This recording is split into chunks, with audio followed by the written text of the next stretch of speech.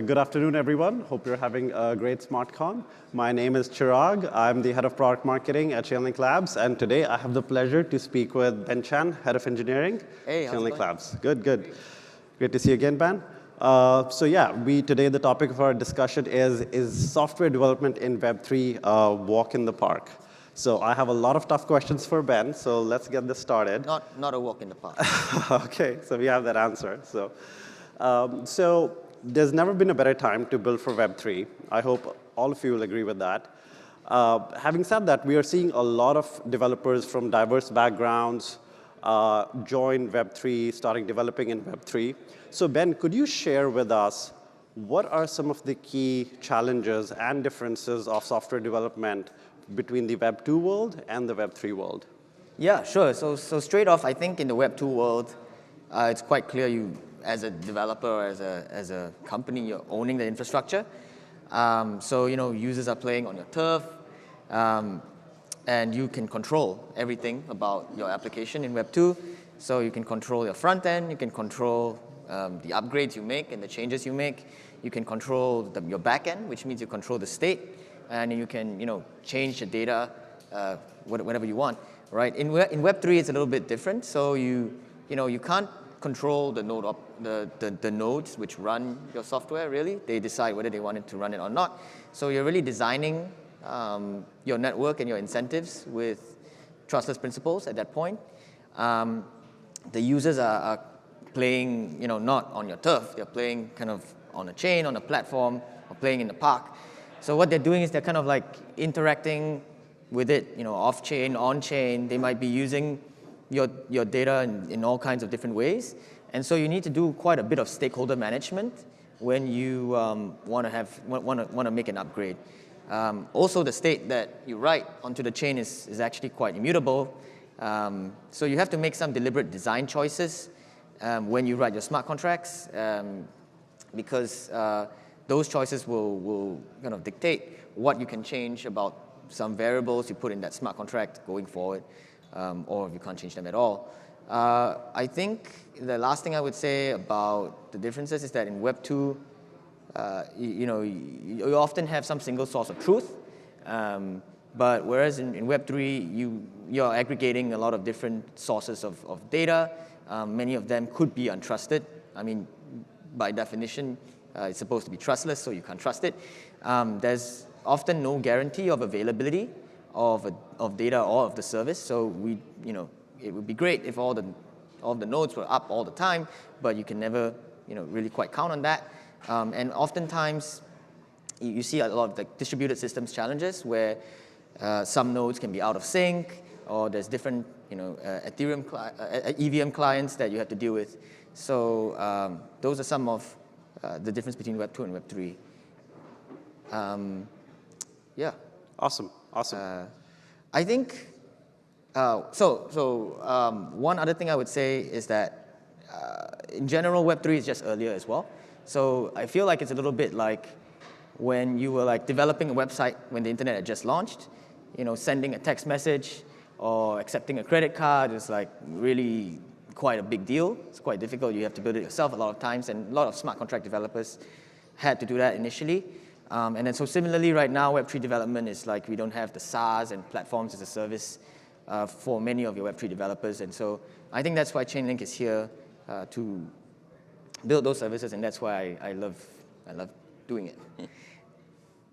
No, I really like your example of when you said, in Web2, when you're building an app, because of the centralized nature of it, you can build telemetry in it, et cetera, and you can see all the data. But in the Web3 world, everything is decentralized. All the layers of the product are decentralized, so you're like observing the park. So that makes sense. So moving on, Web3, given it's decentralized, it's highly available, it's redundant. You can use it the same in North America, same in India, same in Singapore.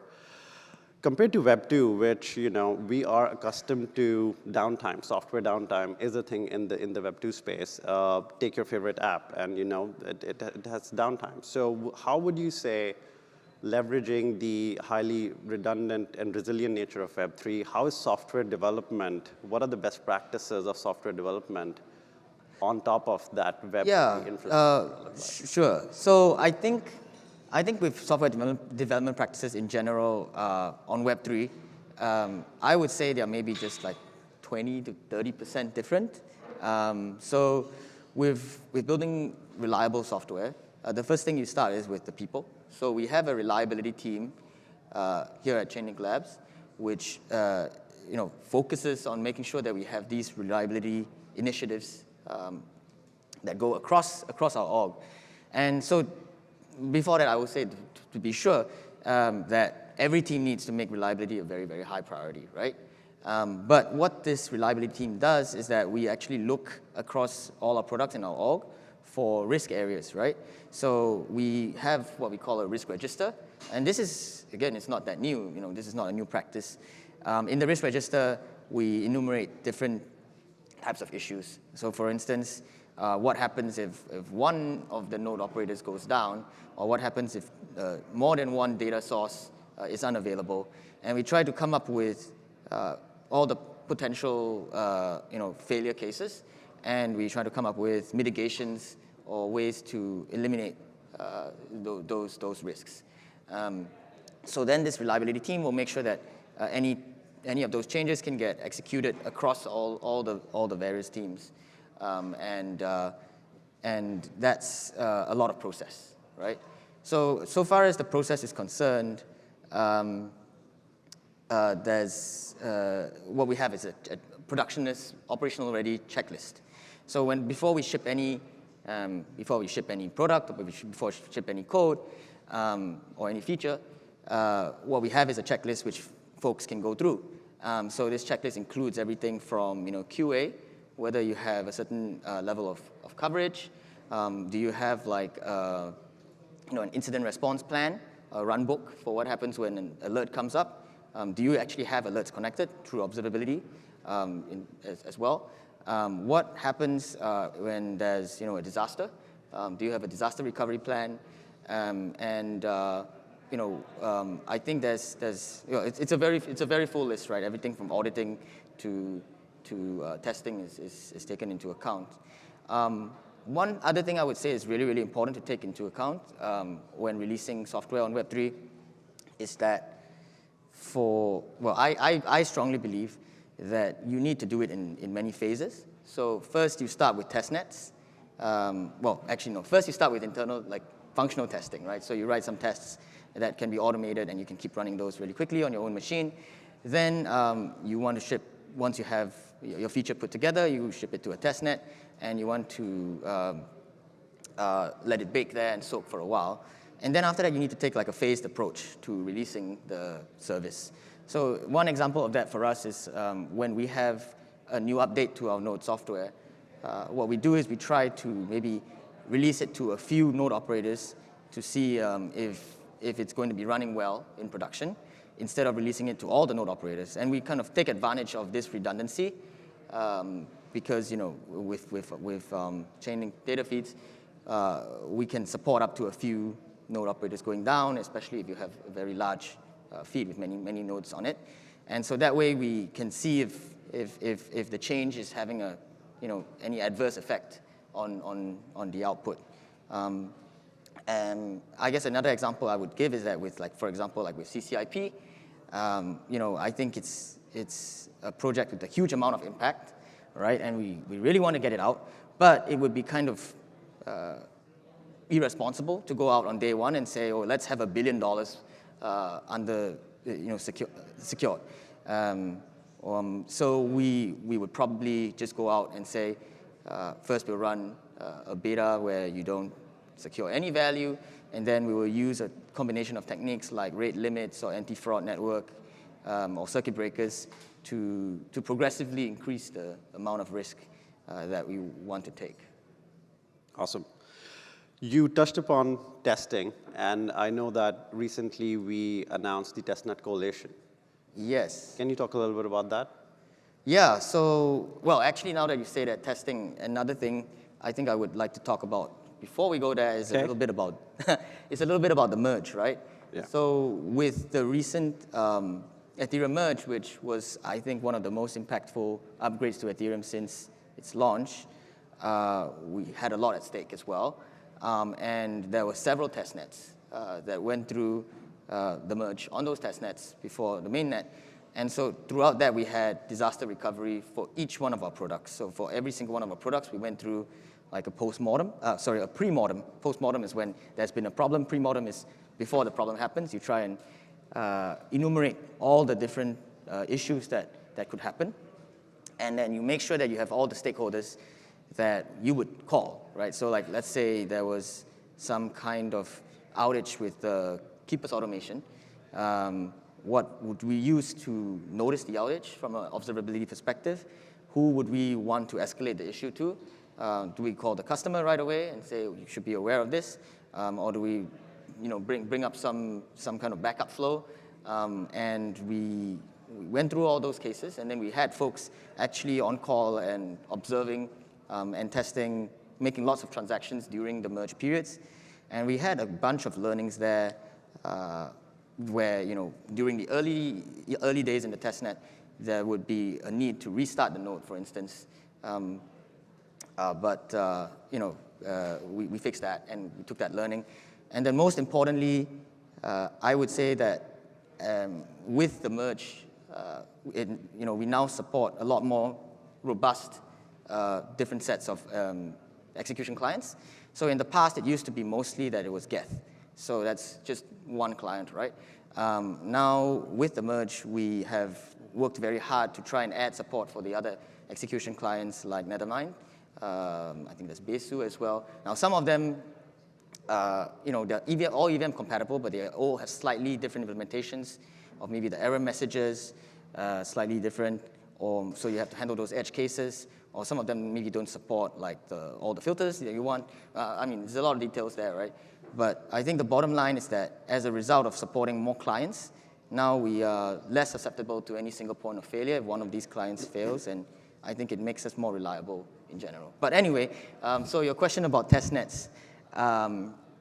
So we have this testnet coalition, and I think it's, so fundamentally when you want to go to a testnet, you want to have an environment that really resembles production as much as possible, right? And you also want the environment to be cheap to kind of do your testing in, right? Otherwise, if we're kind of testing, a very large number of nodes, like 30 to 50 nodes, and making many, many transactions, it's going to cost too much if we keep doing that on production. So we want a testnet for that. And those testnets, Rinkeby, for instance, many of them have been deprecated. Right. And they were also quite fragmented, right? So especially in DeFi, many developers, they connect to multiple services, and also to Chainlink data and Chainlink automation. And we can't run all those services on every single testnet. And on some different testnets, they don't even have certain tokens. Say they wanted to integrate with Compound or Aave or something, it might not work on that testnet. So they can't do that integration as well. So what we decided to do is with the testnet coalition is to come together with many of these great other protocols and create go to Goerli. So we encourage everyone to build on Goerli there and be able to composably use all these other applications so that they can get an end-to-end test experience that at least resembles production a little bit more. Makes sense. So just to recap that last topic, what you would like to advise developers is, what I was hearing was use the phased rollout approach, always test, and always be prepared. Like you were talking about the ETH merge, all the work that happened that went in the background to lead to the successful outcome of not having even a single issue during the merge for the Chainlink services and network. That was I think, pretty fascinating. Okay, moving on to the next question. This is probably one of my favorite questions because hiring is so hard. I think many folks will give us head nods when we say it's very hard to hire software developers. So could you share any best practices folks can follow on how do you hire in Web3? Yeah, so for sure. Well, at Chainlink Labs, I think we have a set of challenges that, given our size and given the number of services and products that we've been trying to provide and the reliability that we want to do that at, our stack is fairly complex. It's not like, 8-man team, right? So as this gets more and more complex, you kind of need more and more senior developers.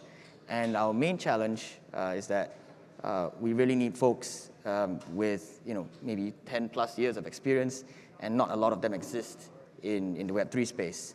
So to give you an example, like let's say we would want to hire like a release manager to help us to create a blue-green system for smart contracts, which allows us to check configurations before they get pushed out in a decentralized way, right?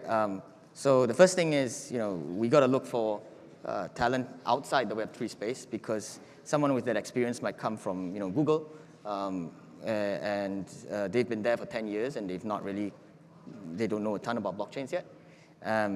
So we kind of look for folks there that are really excited about crypto and about what we do, and at the same time, and they're great owners of their individual areas, so they're laser focused on what they do. But I think it's really important that we also look for folks that have, they're very open to having a dialogue, right? So they are all super experienced. They have, all these years behind what they've done. But we want to be able to have a discussion with them on, this what you think might be, okay, let's put a central server there, and, we'll pull all the deployments from there, right? And that could be the way that they've done it in the past. But we want to also have that discussion where we say, well, we don't want to have a centralized server, and this is how we think we could do it by decentralizing where we store the configuration or where we store the nodes, and then come to a discussion on that. So we need folks that are really open to that kind of dialogue. Well, that's our challenge. For teams that I think are a little bit smaller, so let's say you have, you're just starting out, right? Like, I think it's good to have at least 50% of the folks with some Web3 experience, so that they can start this kind of culture of building in a distributed manner. And then from then on, they can educate further other Web2 engineers as well. Makes sense. So to recap, if you're a small team, you are looking to hire mostly in the Web3 space, folks who already have Web3 experience, and folks that have a slightly larger team, they can then start looking at specialists from the Web2 space, and then providing them a little bit of time to understand the decentralized best practices of the environment. Yeah, I think there are a lot of people that are super interested from the Web2 space, and they're also, really, really good at what they've been doing in the past, at owning the specialist areas. Right. Makes sense. All right, I've been saving the best for the last. So what is your philosophy around innovation? How are we innovating? Can you talk a little bit about the concept of innovation, and what are the different things that your teams are working on? Sure. So I think, first, I'll go quickly on this part, but I think just because we released something, we released, data feeds or Keepers automation or VRF so far on a chain, doesn't mean that we can just leave it out there, because I think blockchains, they have lots of upgrades. Arbitrum just had the Nitro upgrade, ETH had the merge. So we have to keep updating and keep adding these new chains. As many of the chains have higher and higher throughput, we need to make sure that we can parallelize or load balance how these decentralized services fulfill the requests. But I think for me, actually, what I have been spending more time on, and I'm a little bit more, all those features and services that people know us for, they're really exciting. What I've been spending a bit more time on recently is blockchain integrations. So we've been thinking about a framework which would serve not just the 15 to 20 blockchains that we're integrated with today, but instead up to the hundreds to the thousands. And I think the big challenge in that is not just the integration component of compatibility and testing the compatibility of a new EVM chain, but it's also our ability to deploy and maintain all of that. So a big challenge, I think, there is the orchestration layer, right? So we've built so far a lot of Oracle Node software, and this software allows can be run by a node operator to bridge off-chain compute and off-chain data onto a chain.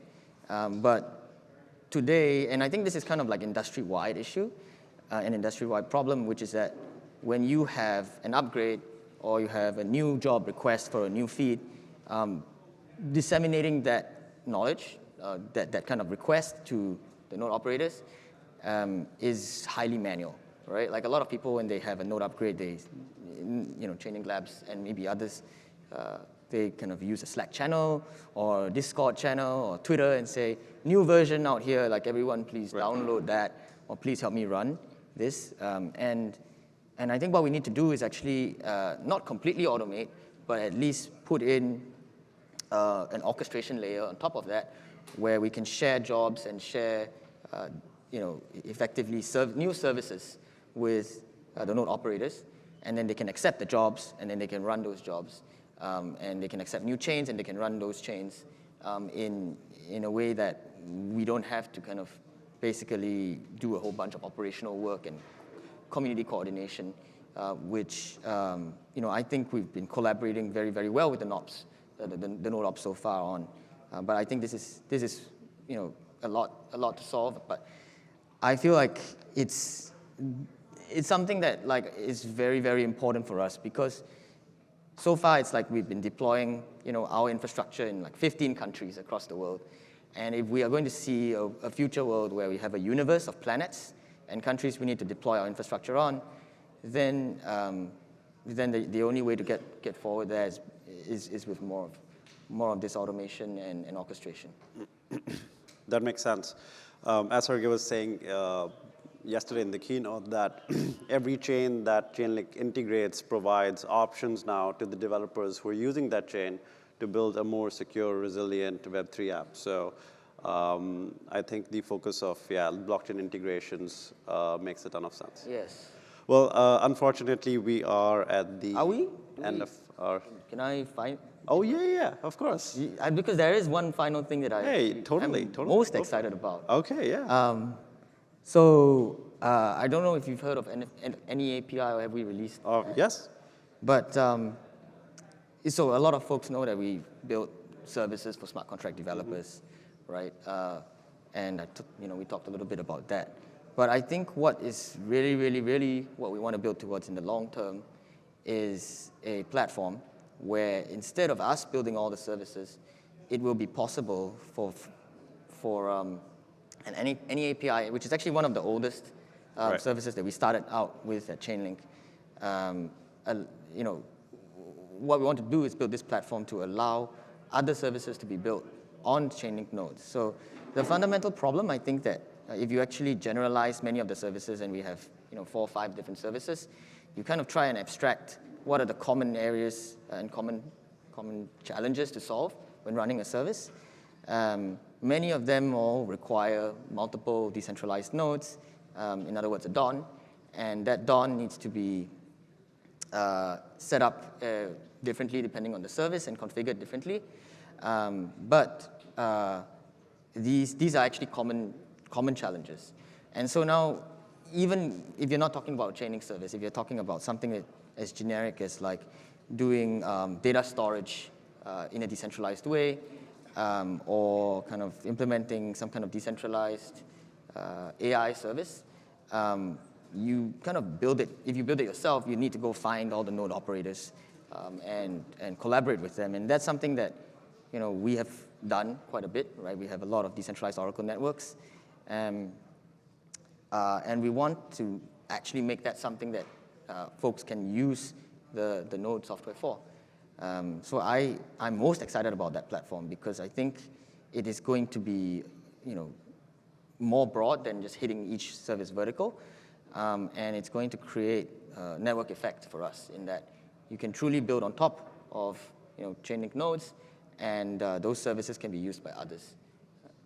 That makes a lot of sense. I was at the booth and I was getting a lot of questions of folks wanting to bring all different kinds of data, compute, etc., leveraging Chainlink infrastructure on the chain. So amazing. Well, Ben, thank you. Thank you for the chat today. And thank you for all the work you're doing. Thanks, man. Appreciate it.